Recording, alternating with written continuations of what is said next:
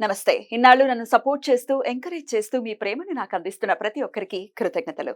అలాగే ఈ వీడియో కూడా ఖచ్చితంగా మీకు ఉపయోగపడుతుంది. లైక్, షేర్ అండ్ సబ్స్క్రైబ్ చేసి మీ సపోర్ట్‌ని నాకు అందించండి. అలాగే ఈ వీడియో పట్ల మీకున్న అభిప్రాయాన్ని కామెంట్ సెక్షన్‌లో కామెంట్ చేసి తెలియజేయండి.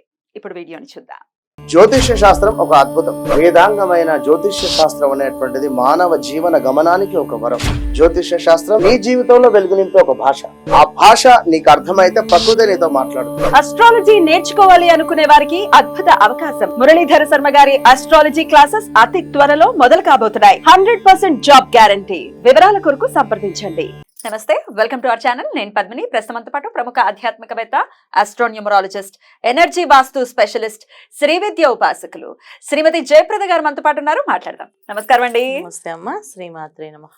మిథున రాశి, మిథున లగ్న జాతకులకి ఏ గ్రహం అనేది ఖచ్చితంగా శుభ ఫలితాలను ఇస్తుంది, ఏ గ్రహం అశుభ ఫలితాలను ఇస్తుంది అనేది మీరు చాలా అద్భుతంగా వివరిస్తున్నారు. నేర్చుకునే వాళ్ళకి ఉపయోగపడుతుంది.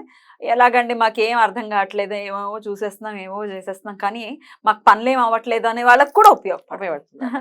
మిథున రాశి మరి మిథున లగ్నం చెప్పండి, ఎవరెవరు వీళ్ళకి యోగిస్తారు? తప్పకుండా. సో మిథున రాశి అంటేనే ఏంటంటే, మిథునం అంటే రెండు బొమ్మలు కలిసి ఉండవు. అంటే ఏంటి, ప్రతి విషయంలో వీళ్ళకి ఎవరో ఒక సపోర్ట్ ఉంటే కానీ వీళ్ళు పైకి రాలేరు. అది ఇంపార్టెంట్ మిథున రాశి వాళ్ళకి. సో మిథున రాశి అన్నప్పటికి మనకి ఇక్కడ ఏమైందంటే, బుధుడు లగ్నాధిపతి అయ్యిండు. సో మిథున రాశి అంటే ఇక్కడ బుధుడు. సో బుధుడు లగ్నాధిపతి, చతుర్థాధిపతి.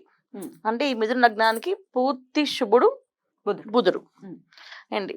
అంటే పూర్తిగా ఏ విషయమైనా వీళ్ళకి అన్ని అనుకూలంగా ఉండేది బుధుడే. కాకపోతే ఏంటంటే, ఇక్కడ బుధుడు లగ్నాధిపతి అయినప్పటికీ కూడా ఈయనకి సపోర్టింగ్ సిస్టమ్ గ్రహాలు ఏవైనా లగ్నంలో ఉంటే అది బ్రహ్మాండంగా సాగుతుంది. లేకపోతే చాలా మంది చూడండి, మనుషులు ఒడ్డు పొడుగు పర్సనాలిటీ బాగుంది కానీ బుర్ర అస్సలు వాడండి వీళ్ళు అంటారు. అది మిథున రాశి వాళ్ళకి. సో పర్సనాలిటీస్ చాలా మంది ఏంటంటే చాలా హైట్ బాగుంటారు, అంటే బాహువులు అంటాం భుజాలు, ఇక్కడ తల, ఇది మనకి ఫేస్ ఒక లక్షణము. మిథునం వచ్చినప్పటికి ఏమవుతుందంటే బాహువులు అంటాం. సో బాహువులు అంటే భుజాలు అంటే పొడుగు పర్సనాలిటీస్, హై పర్సనాలిటీస్ ఉంటాయి. అమ్మాయిలని అబ్బాయిలని చాలా హైట్ ఉంటారు. సో హైట్ ఉన్నప్పటికి ఏమవుతుంది, వీళ్ళకి బుర్ర అనేది సరిగ్గా పెరగదు, అది చాలా తక్కువగా ఉంటుంది.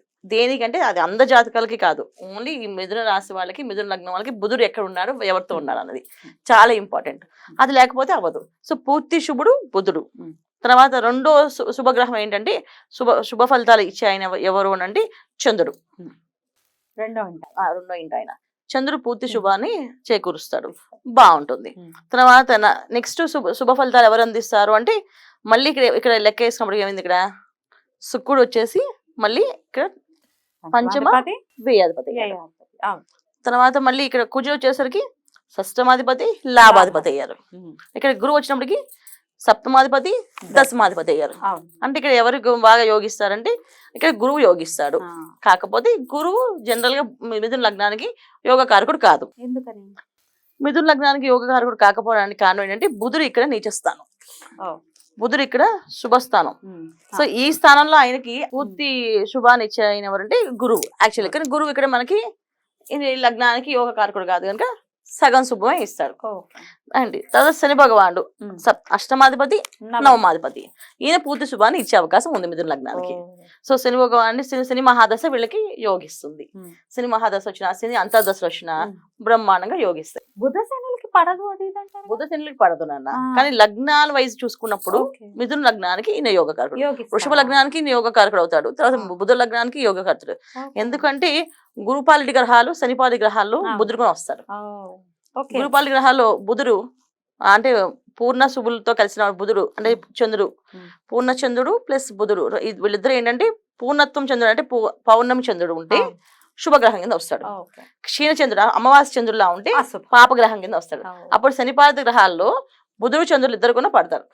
చంద్రుడి పక్కన బుధుడు ఉంటే ఆయన క్షీణచంద్రుడు అనుకోండి, బుధుడి పాప అవుతాడు. చంద్రుడు పక్కన బుధుడు ఉన్నప్పుడు ఈయన పౌర్ణమి చంద్రుడు అనుకోండి, ఈయన పూర్తి శుభుడు అవుతాడు. ఏమిటండి ఇంత క్యాలిక్యులేషన్ చేయాలి. ఈ క్యాలిక్యులేషన్ చేస్తేనే మనకి క్లారిటీ వస్తుంది అనమాట. ఊరికే వేగ్ గా చెప్పకూడదు, శని బుధులకు పడదు, కుజ శనులకు పడదు అని చెప్పకూడదు. అది చూసుకోవాలి. తర్వాత ఏంటంటే, ఇక్కడ మళ్ళీ నక్షత్రాల్లో వక్రించినప్పుడు ఆ వక్రత్వంలో ఉన్నప్పుడు చూసినప్పుడు కూడా పడే అవకాశం ఉంటుంది, బాగుంటుంది. కొంత వక్రిస్తే బాగుండదు కొంతమందికి, కొంతమంది వక్రిస్తే బాగుంటాయి. సో మిథునానికి జనరల్ వక్రించినప్పుడు కూడా యోగాన్ని ఇచ్చే అవకాశం శని భగవానికి ఉంది. సో అందుకే శని మహాదశ వీళ్ళకి యోగించే అవకాశం ఉంది. తర్వాత వీళ్ళకి వచ్చేసి ఇంకా పాపాన్ని పూర్తి పాపత్వం ఇచ్చే గ్రహాలు ఏవైతే ఉన్నాయంటే అవి ఎక్కువ శుక్రుడు ఇస్తాడు. శుక్రుడు ఎందుకంటే జనరల్ గా వీళ్ళకి పంచమాధిపతి అయినప్పటికీ కూడా వ్యయాధిపతి శుక్రుడు కనుక జనరల్ గా వీళ్ళకి మ్యారేజ్ విషయంలో, తర్వాత ఉద్యోగం విషయంలో ఎప్పుడు ఉద్యోగాలు మారడం కానీ వెళ్తూ ఉండడం కానీ, ఎందుకంటే వ్యయస్థాన శుక్రుడు ఒక ప్లేస్ లో నిలకడగా ఉండేది. ఈ ప్లేస్ నుంచి ఈ ప్లేస్కి, ఈ ప్లేస్ ఈ ప్లేస్కి ట్రాన్స్ఫర్స్ అవ్వడం, వెళ్ళడము, మారిపోవడము, ఉద్యోగాలు ఒక ప్లేస్ కాకుండా అన్ని ఊర్లు తిరగడము, ఇవన్నీ చేయడానికి కారణం శుక్రుడు వ్యయస్థానంలో ఉన్నందుకు. సో శుక్రుడు అర్ధశుభుడు వీళ్ళకి. సో గురువు పూర్తి శుభుడు అయినప్పటికీ కూడా గురువు యొక్క ఎనర్జీస్ వీళ్ళకి పూర్తిగా అందాలి అంటే గురువు దగ్గర బుధుడు ఎక్కడున్నాడు, గురువు ఎక్కడున్నాడు అనేది కొంచెం చూసుకోవాలి. వీళ్ళు చూసుకోవడం వల్ల పూర్తి గ్రహాన్ని అందుతుంది. సో గురువు బ్రహ్మాండంగా వీళ్ళకి సప్తమాధిపతి గురువు యోగిస్తే ఏమవుతుందంటే భార్యాభర్తల విషయంలో ఒక భర్తకి మంచి ఆలోచన లేకపోతే భార్య తెలివైన భార్య వచ్చి అన్ని మొత్తం సమకూర్చి పెడుతుంది. లేదు భార్య అలా ఉంటే భర్త మంచిగా వచ్చి అన్ని వివరంగా సమకూర్చి పెడతారు. సో తర్వాత సంబంధ బాంధవ్యాలు వీళ్ళకి తెలివి లేకపోయినా వీళ్ళ చుట్టూ ఉన్న ఫ్రెండ్స్. మిథునం అంటే రెండు బొమ్మలు, అంటే ఒక అమ్మాయి ఒక అబ్బాయి. సో అంటే ఎప్పుడు కొన్ని సపోర్టు స్త్రీ అండ్ పురుషుడు ఇద్దరు కలిసి ఆ సపోర్ట్ ఉంటేనే వెళ్తాయి ముందుకి. వీళ్ళకి లైఫ్ పార్ట్నర్ సరిగా రాలేకపోయినా స్నేహితురాళ్ళు వీళ్ళకి గైడెన్స్ ఇస్తారు. నేను పని చేయాలంటే ఫస్ట్ తనకి ఫోన్ చేసి అడుగుతా, తను ఏం చెప్తారో వాళ్ళు చెప్పిన ప్రకారం వెళ్తాం అనేసి. సో అలాంటి గైడెన్స్ లో వీళ్ళు బాగా అభివృద్ధి చెందుతారు. సో మిథున లగ్నం అంటే జనరల్ గా మిథున రాశి అంటే చాలా హై వాళ్ళని ఊహించుకుంటాం, కానీ జనరల్ వాళ్ళకి ఉండేది ఏంటంటే సపోర్టింగ్ సిస్టమ్ బాగా లేకపోతే నార్మల్ అయిపోతారు. సపోర్టింగ్ సిస్టమ్ ఉంటేనే బాగుంటుంది. ఎందుకంటే సప్తమాధిపతి గురువు ఎప్పుడైతే సంబంధ బాంధవ్యాలు, తర్వాత వైవాహిక జీవితం అన్నిటికీ ఈయన కారకుడు. సో ఎప్పుడైతే ఈయన పూర్ణ శుభుడుగా ఈ లగ్నానికి ఒక ఉంటే గ్యారంటీగా వీళ్ళకి అన్ని విషయాలు విజయాలు సాధిస్తారు. సో అందుకే మిథున రాశి వాళ్ళ అమ్మ సూపర్ అండి, వాళ్ళు పట్టించుకునే అవసరం లేదు, వాళ్ళు చాలా బ్రహ్మాండంగా ఉంటారు చెప్తుంటారు. రీజన్ ఏంటంటే ఇక్కడ గురువు బాగుండాలి, వాళ్ళకి గురువు బాగుండాలి. సో ఇప్పుడు గురువు బాగాలేదు, దశమ స్థానాధిపతి గురువు ఇక్కడ మనకి చూడడానికి ఇక్కడ బాగుంది, కానీ లగ్నానికి ఏమయ్యాడో చూసుకోకపోతే అప్పుడు యోగించకపోతే ఏమవుతుంది అంటే అంత ఫ్రెండ్ సర్కిల్ రిలేషన్స్ అన్ని ఉంటాయి, కానీ చేతిలో డబ్బులు ఉండవు. ఏదైనా కావాలంటే అందరికి చెప్పాలి, అందరి దగ్గర తీసుకోవాల్సి వచ్చే పరిస్థితి వస్తుంది. ఇబ్బంది కదా, అది ఇబ్బంది. సో అప్పులు అవి జనరల్ గా వచ్చేస్తుంటే అప్పులు తీర్చలేకపోయే పరిస్థితి వస్తుంది. ఇది మెయిన్ జరుగుతుంది. సో మళ్ళీ నెక్స్ట్ ఎవరు అంటే శని భగవానుడు అష్టమాధిపతి నవమాధిపతి. శని భగవాన్ అష్టమాధిపతి ఉన్నాడు కనుక దీర్ఘకాల రోగాలు, ఏమైనా ఇబ్బంది పడే రోగాలు వస్తే చాలా మంది చూడండి బెడ్ లో ఎన్నో ఇయర్స్ ఉంటారు. సో బయట రారు. సో వాళ్ళ అంటే పూర్తిగా ప్రాణం అనేది పోకుండా సగం ప్రాణంతో ఉండేవాళ్ళు, కొన్ని ఏళ్ళు నడిపేవాళ్ళు ఈ అష్టమ శని ఇస్తాడు. సో అందుకే శని భగవానుడు ఎక్కడ ఉన్నాడు, ఎలా ఉన్నాడు, యోగిస్తున్నాడు అంటే శని మహాదశ యోగిస్తుంది. ఆ దశల్లో మనకి అంతర్దశలు శని రాహు దశలు కానీ శని గురువుల దశలు కానీ వచ్చినప్పుడు అనారోగ్య సమస్య పడి ఇబ్బంది పడ్డారంటే బయటకు పడడం కష్టం. జనరల్గా చూడండి అనురాధ నక్షత్రం రోజున ఆరోగ్య సమస్య వచ్చి హాస్పిటల్కి వెళ్తే వాళ్ళు తిరిగి వస్తారని గ్యారంటీ లేదని చెప్తారు. అవును. సో ఇలాంటి కాంబినేషన్స్ ఉంటాయి. ఇలాంటి కాంబినేషన్స్ లో కృతికా నక్షత్రం రోజు వెళ్తే అది ఆ రోజు ఆపరేషన్స్ ఖచ్చితంగా అయ్యే తీరుతుంది, నార్మల్ అయితే రారు అని చెప్పి అంటారు. చిన్న దెబ్బ తగిలిందని కుట్లేస్తుంటారు డాక్టర్స్. అది లోపల నరం కట్టేందని చెప్తారు. సో అలాంటి కాంబినేషన్స్ అనమాట. అంటే ఏంటంటే ఆ నక్షత్రం వల్ల అయిపోతుంది కాదు, ఆ నక్షత్రాలు కొన్ని నక్షత్రాల లక్షణాలు ఏంటంటే వెళ్ళామంటే ఆ లక్షణాలు ఏర్పడుతుంటాయి. అనురాధ నక్షత్రం రోజు హాస్పిటల్కి వెళ్ళకూడదని, కృతికా నక్షత్రం రోజు హాస్పిటల్కి వెళ్తే ఆపరేషన్ చేపిస్తారని, చిన్న దెబ్బ తగిలిందంటే లేదంటే లోపల నరం కట్టేది మేము స్కాన్ చేసి చూసాం, మేము ఆ లోపల నరానికి మేము సర్జరీ చేయాలి, ఐసీలో పెట్టండి చెప్పి అంటారు. ఆ చిన్న వీళ్ళకు సర్జరీ చేపించి పంపిస్తారు. సో నక్షత్రానికి ఆ పవర్ ఉంటుంది. అలాగా వీళ్ళకి ఇది ఇంపార్టెంట్ నాన్న. పాప ఎవరండి వీళ్ళకి పూర్తి పాపి అనేది ఈ జాతకంలో కుజుడు పాపి. లాభస్థానాధిపతి షష్టమ స్థానాధిపతి, కానీ పాపత్వం ఎక్కువ ఇస్తారు. కాకపోతే ఏంటంటే 6వ స్థానంలో కుజుడు ఉండడం వల్ల పెద్ద కష్టపడట్లేదు, బాగానే ఉంటుంది అంటారు. ఆరాట పోరాటాలు లైఫ్ లో సాధించాలని ఒక తత్వం ఇస్తాడు అని చెప్పేసి. లాభాధిపతి కనుక ఆయన కష్టపడి ఇస్తాడు అని చెప్పేసి అని. సో పాపి కింద లెక్క వేసుకోకలేదు, కానీ పాపే ఇస్తాడు, పాప ఫలాన్ని ఇస్తాడు. తర్వాత ఇంకెవరు ఇస్తారు అంటే రాహు. అన్నిటికన్నా ఇక్కడ వ్యయ స్థానంలో ఉన్నది రాహు. ఈ రాహు అనేది కొంచెం ఇబ్బంది పడతారు, 100% ఇబ్బంది పెట్టే అవకాశం ఉంటుంది. తర్వాత ఇక్కడ మళ్ళీ 6వ స్థానంలో ఇక్కడ మనకి కుజుడు ఉన్నప్పటికీ కూడా కేతువు ఉన్నాడు. కేతువు కూడా జనరల్ గా ఇబ్బంది పెట్టే అవకాశం ఉంటుంది వీళ్ళకి.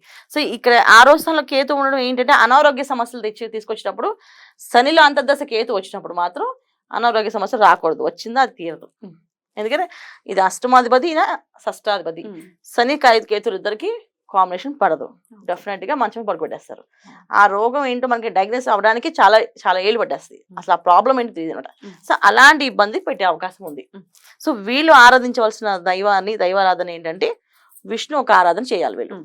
విష్ణు ఆరాధన వల్ల వీళ్ళు బయటపడే అవకాశం ఉంది. ఎందుకంటే విష్ణు ఆరాధన చేస్తే శని భగవాన్ ప్రీతి చెందుతాడు. విష్ణు ఆరాధన చేస్తే రాహు నుంచి ఎనర్జీస్ తగ్గుతాయి. ఎందుకంటే మాయా మోక్షం ఇప్పుడు విష్ణు ఆరాధన వల్లే కదా రాహు అనేది రెండుగా మారారు. ఎగ్జాక్ట్లీ విష్ణు ఏది చేస్తుంది, అందుకే విష్ణు పేరు చెప్తేనే రాహు ఆగుతాడు.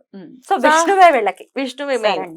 ఖచ్చితంగా వీళ్ళు కంపల్సరీ రోజు పొద్దున్న 6 గంటలకి సాయంత్రం 6 గంటలకి విష్ణు సహస్రనామ పారాయణ చేయడం వీళ్ళు చాలా ఉత్తమమైన ఫలితాలు ఇస్తుంది. ఇంకా అది చేసాం ఇది చేసాం వద్దు, విష్ణువుని పట్టుకుంటే చాలు.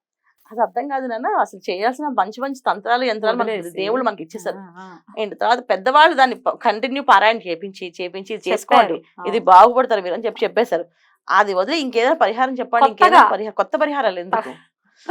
మన పాత సిద్ధాంతాలు సాంప్రదాయాలు ఏవైతే మనకు చెప్పారో పొద్దున్నే లేవగానే కాస్త సూర్య నమస్కారం చేయమని మన పెద్దవాళ్ళు చెప్పారు. ఎందుకు చెప్పారో అది పక్కన పెడితే సూర్య నమస్కారం చేయడం వల్ల అనారోగ్య సమస్య రాకుండా ఆరోగ్యంగా ఉంటాం. కరెక్ట్. సో సాయంకాలం విష్ణు సహస్రనామం చేయడం అని, మీ నక్షత్రానికి విష్ణు సహస్రనామంలో ఆ పారాయణ ఉంటే దాన్ని 100 నిమిషాలు పారాయణ చేయడం అని, విష్ణు సహస్రనామం మొత్తం రాకపోతే ఆ ఒక్క శ్లోకాలని నేర్చుకొని దాన్ని పారాయణ చేయండి 100 నిమిషాలు, బాగుంటుంది. అద్భుతం. విష్ణు ఆరాధన చేయడం వల్ల వీళ్ళకి అన్ని విధాల లాభాలు చేకూరుస్తుంది. బ్యూటిఫుల్ అండి, చాలా అద్భుతంగా వివరించారు, కృతజ్ఞతలు. ఇక నెక్స్ట్ ఎపిసోడ్ లో కర్కాటక రాశి లేదా కర్కాటక లగ్నం గురించి మాట్లాడుకుందాం. థ్యాంక్ యూ అండి, నమస్తే. నమస్తే అమ్మా, శ్రీమాత్రే నమః.